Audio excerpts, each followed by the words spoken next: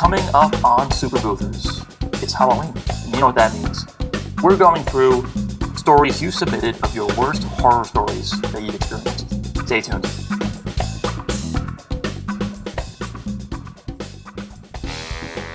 This episode of Super Boothers is brought to you by Photo Booth Startup, giving you the ultimate photo booth at an affordable price. Specializing in ring light booths, whether you're just starting out or adding some to your fleet, Photo Booth Startup can help. Visit their website at photoboothstartup.com.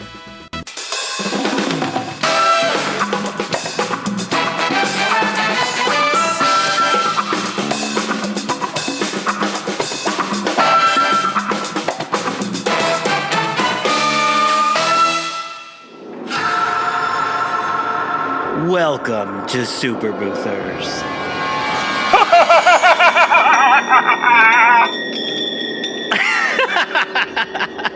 I'm sorry, guys. I was gonna try and do this really cool, I am your host, but it didn't quite work. Hello and welcome to Super Boothers. My name is Ryan, and I'm Ismail. Halloween is here. Yes. Except, are you a big Halloween fan in general? So this is the reason why I'm not a big Halloween person, is because whenever I was growing up, in elementary school, I would always screw up right around Halloween. So I was always grounded and I could never go. So I never really got into it. Every time I did get into it. Naughty. Huh? Naughty. Yeah, for sure. I would get really excited. I'd have my costume. I would bring home my report card. It would have an A-. My mom would beat me to a pulp, nail me to a wall, and I wouldn't be able to go. I think I remember really liking Halloween as a kid, but as an adult, I don't know, somewhere along the lines, I'm not as big a fan. See, personally. I think that, I was on the Vegas Strip during the shooting, so that was a little scary. But I mean, it takes a lot to really I don't do horror movies. I don't do any of that stuff. So I'm not really into Halloween. I'm really into New Year's. New Year's is my high holiday. Yeah, I would agree. In general, I'm not really into horror stuff either. I've been to all these horror, scary, haunted places. I've seen horror movies, but I just don't really get scared, and I kind of find it kind of silly. No, I get so scared over the littlest things. I'm not even kidding. That doesn't surprise me at all. No, I am you want to see something scary? Look at my bank account. No, I'm kidding. No, I never got into it. But what we did was a couple weeks ago, we asked everyone to send us their photo booth horror stories. And we got some pretty funny ones. My favorite, which came from Brittany McClinton, unfortunately, we can't say it, but it was a great story. That's the X-rated Super Boothers episode that you got to pay for. That will be at the Vegas show. And if anyone wants to know, I guess you can message me and I'll send it to you. You don't want to know. Trust me, you don't want to know. But what we do have is a couple of user-submitted stories. So what we're going to do today is we're going to read some photo booth horror stories. And our first story comes from Justin Jowett.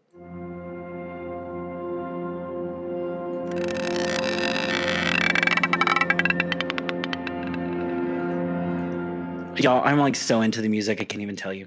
Okay, so his story goes... In all my time photo boothing, I did hundreds of bookings, and whilst every one of them was memorable, there is one that stands out more than the rest. But then, witnessing a death on the job will do that. So let me set the scene. It's August 2011, and at this point, I have been operating my photo booth hire business for a year. I have delivered and set up more than 50 photo booth hires, and I've got the whole process sorted and think I've seen all there is to see. The weekend is like most around this time. I have 2 photo booth hires, one on Friday night in Brisbane, and then another one on Saturday night up on the Sunshine Coast. On Friday morning, I set off on the 40-minute drive to Springfield in Brisbane South. It's a sprawling and rapidly growing area of families. A photo booth has been booked for a lady's 21st birthday that night at her parents' home. When I arrive at the door, I am greeted first by a small, happy, but typically yappy dog, and soon after by her friendly mom who takes me through the house out to the back to show me where the setup was. The dog isn't allowed outside despite his eager pleas, and she politely tells me to shut the sliding door behind me. As I turn back to face her, I see that they have a lovely spacious patio area, and there's lots of party gear and food everywhere. Just what you would expect to see before a 21st birthday party kicks off. Together, we agree on the best place for the photo booth to keep it safe from any potential rain events which have been forecast. I quickly determined that the booth won't fit easily through the house, so the best way to access the back patio is via the side of the property. The ground is very uneven, and I risk tipping the booth if I try it alone, but she offers to help stabilize the booth while I get it on the trolley. She tells me that we will have to first find the gate key so we can return inside. I head off on the front of my trailer and begin to unload the small stuff first: printer paper, my tool bag, the guest album, and I bring it into the gate. Soon enough, the gate is open, and she joins me on the street to help with the photo booth as promised. As I am standing on the trailer ramp talking to her, I catch a flash of something out of the corner of my eye. A second or two later, there's a sound of tires breaking suddenly, followed by a thump and a squelching noise for which I can only describe as organically unpleasant. Someone has been hit by a car. I start to think as the pit of dread forms in my stomach. We look at each other and move off the ramp to the street to see what happened. There's a lady getting out of a blue sedan, which is stopped at an angle in the middle of the road. The color is gone from her face, and she's clearly distraught. She is muttering something like, "He just ran out in front of the car. I tried to stop, but couldn't." I walk around to the front of the car and can quickly see blood oozing across the street into the gutter. As I follow the trail, I see a tail moving in jerked spasms and then the hind quarters.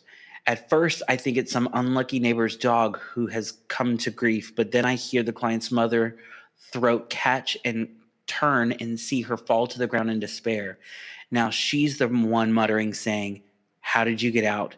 No, no, no, it can't be. It's my daughter's dog. Is he okay?" I kneel beside the dog and see that he's still breathing, but from the injuries and at the speed of blood loss, he isn't going to make it. His eyes clearly tell me he's afraid and doesn't understand what's happened. I pat him gently and his tail begins to wag in place of the spasms. I tell him I'm there, it's okay to let go, and with seconds he gives out and his final breath and passes. I tell the ladies he's gone, and now the tears and words of sorrow are coming in from a flood of both women.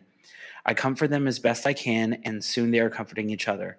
The driver is apologizing for running over the dog, whilst my client's mother is equally vigorously telling her it's not her fault, for the dog is known to run out on the street, and that's why he isn't allowed to do that. There's a small crowd starting to gather, and cars are starting to back up. The ladies exchange details, and the blue car is soon driving away, leaving behind a disturbing scene. I offer to clean up the mess, and my client's mom is clearly unfit to do so. She quickly returns with a garbage bag, a bucket of soapy water, and a scrubber, and I tell her to return inside and sit down. She doesn't have to witness any more unpleasantries. As I gently place the dog in the bag, I begin to scrub the road and overwhelmingly hit with a strange feeling. This situation is beyond unreal, and some might even say surreal.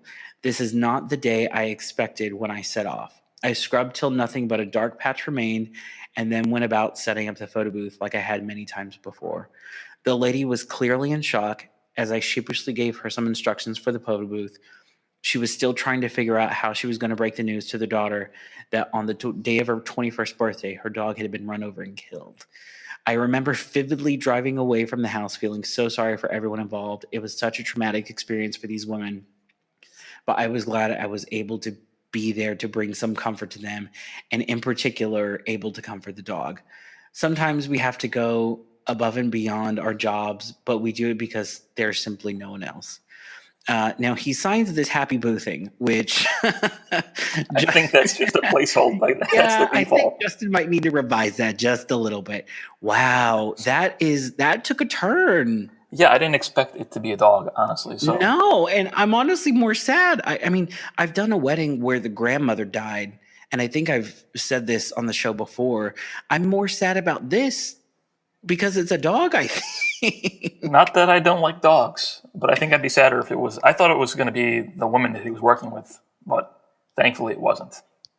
Well, so I'm wondering, how did the dog get out? Was it because the back door was open? Maybe are you saying it was Justin's fault? I'm just stating facts. I'm going off of what I just read. Oh my God! Justin is a dog murderer. My favorite line in that whole thing was how, this sounds so bad, but the dog getting run over was, the sound of it was organically unpleasant. Organically. We need to come up with a new word for that. I don't know if that's a thing in Australia, but that was something that's like literary genius right there. I think that, so nothing like that's happened to me, although I will say that, I mean, again, someone has died at an event before. I don't know what I would do with that. I certainly wouldn't be cleaning up the dog. Yeah, I think that definitely was above and beyond. Far too much. That was definitely above and beyond. He scrubbed that's a lot. Kudos to Justin for doing that. I don't know if I would have been able to do that. No, not at all. Okay, your turn.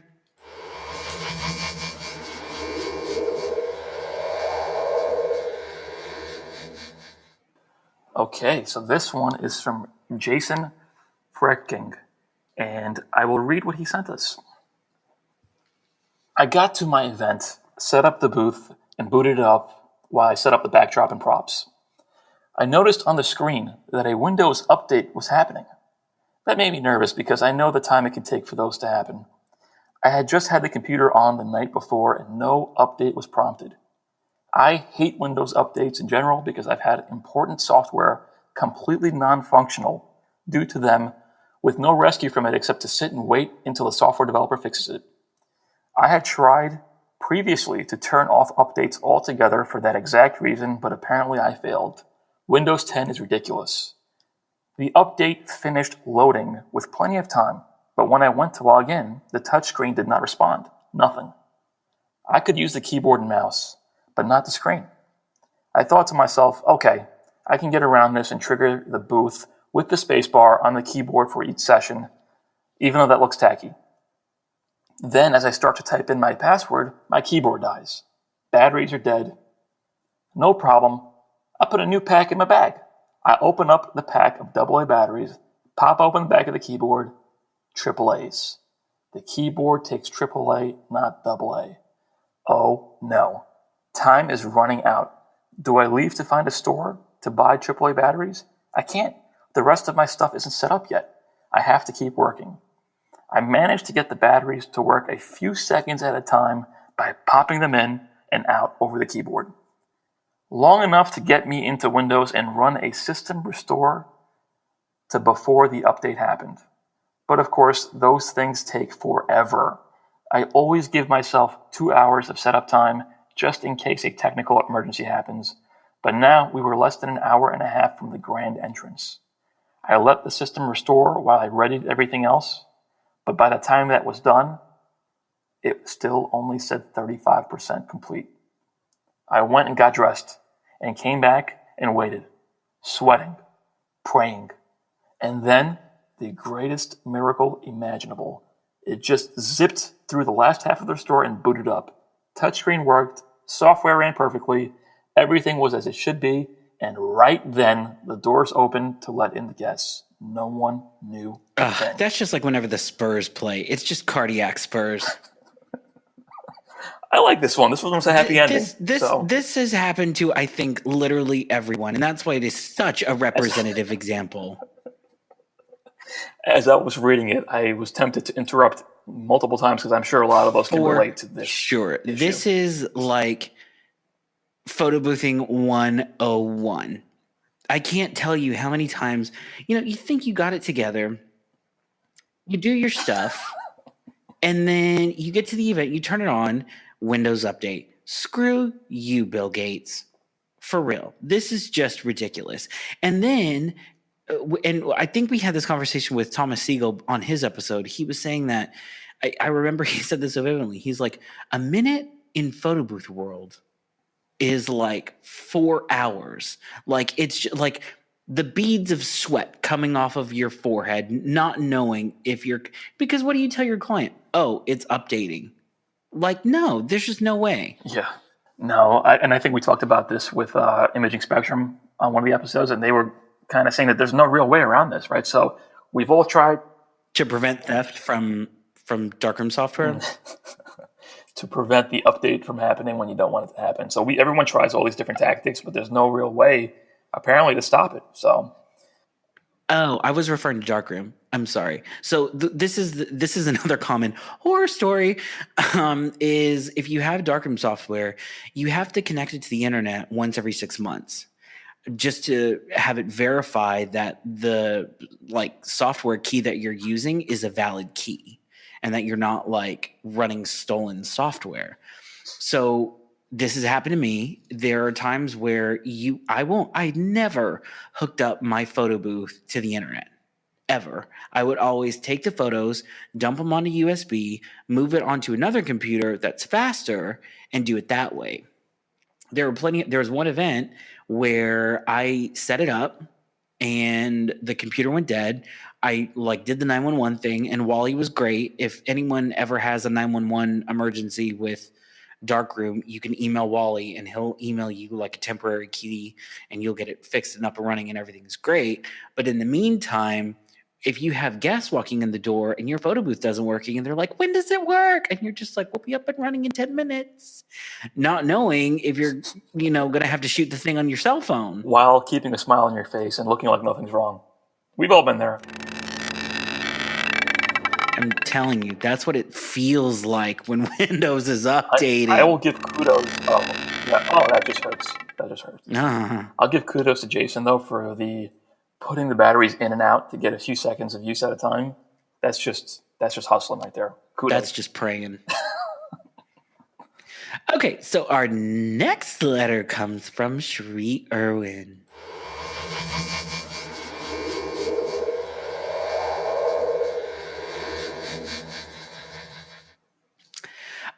Other than working on a rooftop in downtown St. Louis with 98-degree temperatures and 85% humidity that caused my booth computers to overheat, my umbrella to fly off of my booth and land on another rooftop down below, I have to say that my worst experience was the wedding where the client's workmates, firefighters, brought roosters to the high-end hotel downtown where the reception was being held. The hotel manager was coming, so they thought it would be a good idea to throw their roosters on my enclosed booth and close the curtains. I was so fed up with their drunken behavior that I decided to sell my first booth company and took a 3-year hiatus from boothing. That escalated quickly. End of company.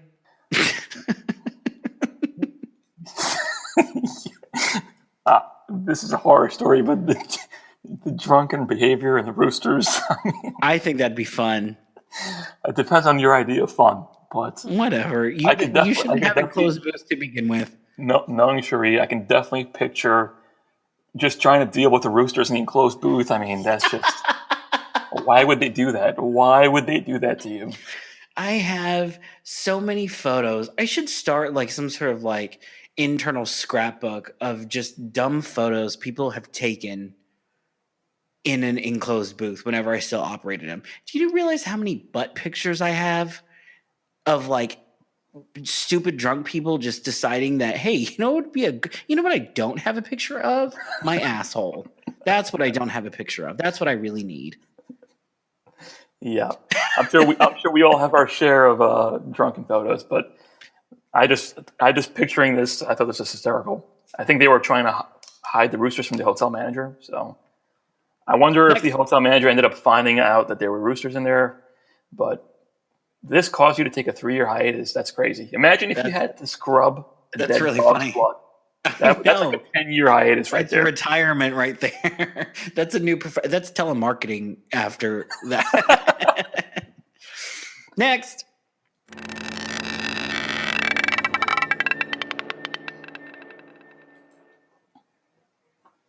It's like my sex life.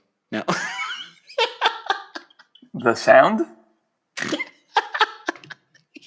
Or the hiatus? The hiatus. Or the rooster? Okay. Continue. This one is from Bill Varenkamp from Imaging Spectrum. Several months ago, at a wedding on a Saturday night at 8 p.m., after a 7 p.m. start, my computer screen pops up with the dreaded Windows 10 update once again. I was furious. I had my backup out and up and running in about 5 minutes. No one even knew, including the bride and groom. As a Mac guy, Windows drives me crazy. Not too bad for 9 years of boothing. Womp womp. It's another Windows 10 story, man. I think we got more. I think we got more horror stories about the Windows 10 than anything else. It will definitely send you panic diarrhea. I think comes to mind just because there is no other worse feeling that you could have in the pit of your stomach. And I think the lesson, though, from both of them is that being prepared. Bill had a backup.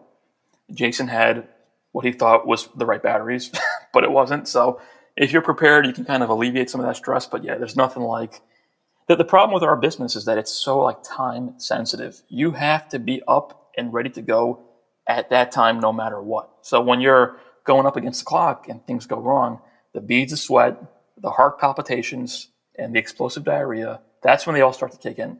I said panic, not explosive. That's two different things. So, What kind of halal are you eating? Hall guys on 48th Street guys in Manhattan. Try it if you haven't. What? Do you have a photo booth horror story?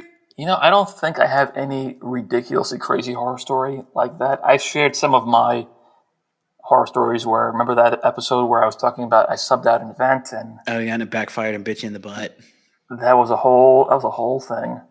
But I've had my fair share of things like Jason where you think you have the right backup equipment, but you don't. So as I'm talking about this, one of them comes to mind where we had an event very far away, and this is actually very early in the days of our business where I actually did the event. So I was at this one, and it was one of the older printers. I can't recall exactly which printer it was, but basically one of the internal parts broke, I guess in transit. I don't know exactly how it happened, and it wouldn't dispense new paper to be printed. So I ultimately couldn't print paper at this event. I couldn't print the photos.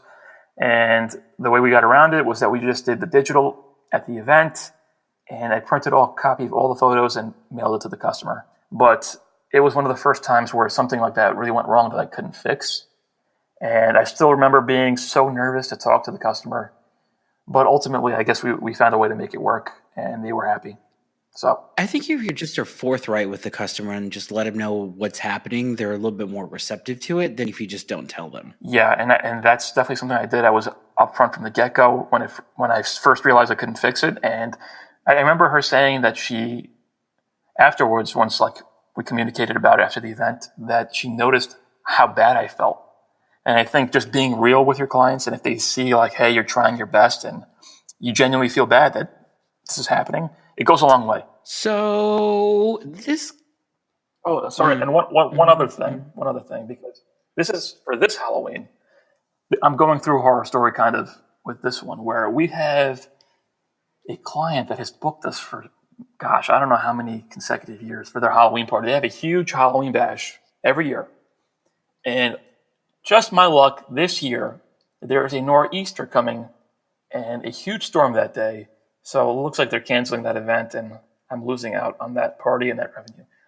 And I hate that. That is a horror story. When you lose out on money, that's a horror story. For sure.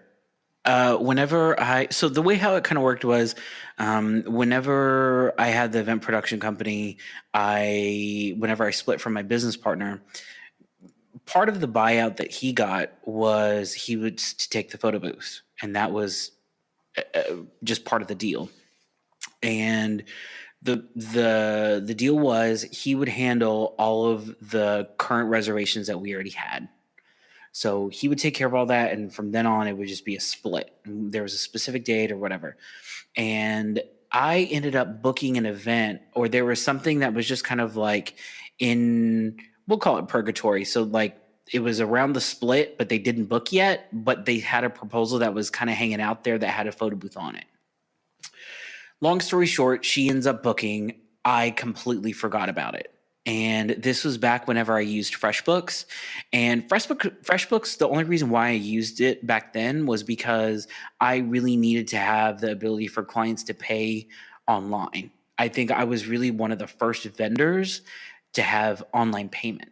I remember when I moved from back in the day, you used to have your clients mail a check.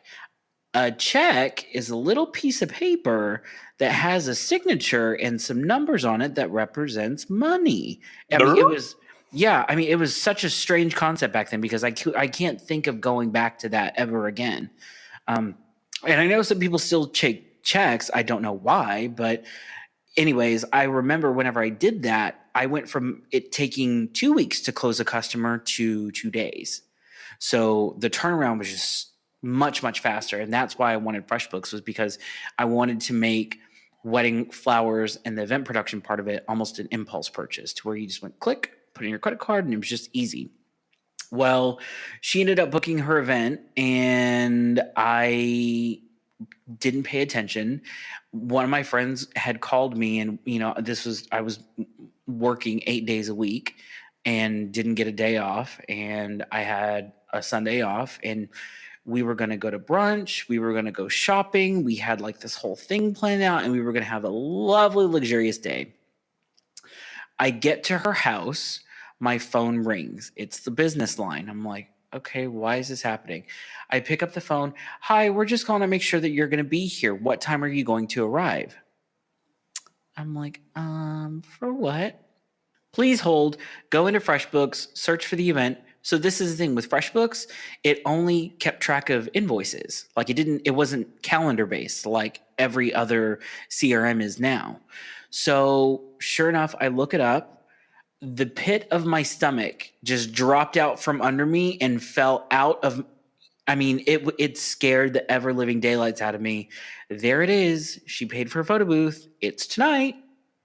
I have to set up in 3 hours. I hope you didn't have to do a Windows update in that time.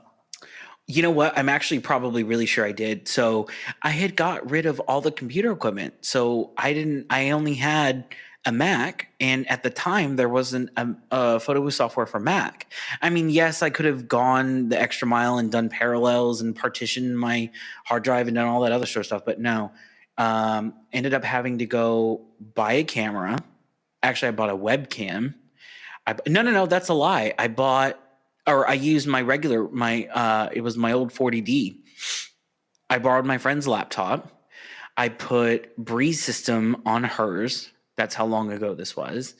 And I ended up going to Best Buy, bought a selfie printer, hooked that thing up. I did decor, so I had beautiful backgrounds. So I just brought like huge, commercial pipe and drape, did the thing, did the printout. The client never knew the difference. I have no idea how I get away with this stuff. Experience. I guess. Being able to sell it with your face. Like, oh, yeah, everything's fine. Yeah. You ever see that meme where like the whole place is burning down? And the person's just in the middle of fire saying everything's fine. Well, and then I had a horror story last week. I was at Photo Booth Show Europe, and they put me in a Holiday Inn. Oh, ouch. Is that true? Yes. Oh my God. It wasn't horrible. It was lovely. I have been in worse accommodations. I'm picturing Ryan Salunas in a Holiday Inn. A Holiday Inn. I've seen you complain about the most ridiculous, luxurious things, and you're at a Holiday Inn. That is the worst horror story of the whole episode. Thanks so much, guys. We'll see you next week.